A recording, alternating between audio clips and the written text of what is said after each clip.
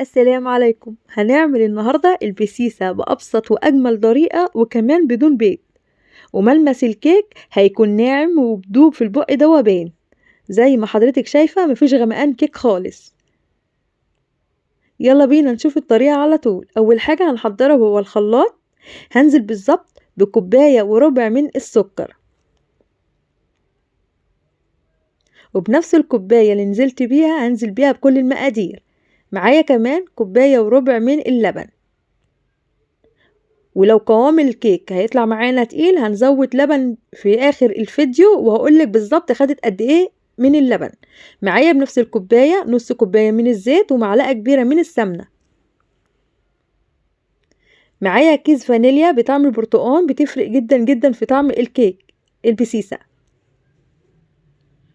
ضربتهم كويس في الخلاط لحد ما لونهم مفتحي بالشكل ده.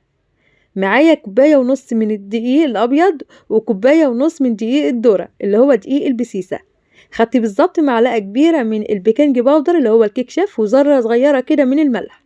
قلبت المكونات كويس جدا ونخلتهم قبل كده مرتين ودي المرة التالتة. هنزل بنص الكمية وانخلهم بالشكل ده فوق الخليط. هجيب المعلقة واقلبهم كويس جدا لحد ما الخليط دقيق يختفي معايا تمام. هنزل بالنص الكمية الباقية وانخلهم بنفس الطريقة. هقلبهم بالمعلقة كويس جدا. زي ما انت شايفة حضرتك قوام الكيك تقيل، هنحتاج نص كوباية من اللبن.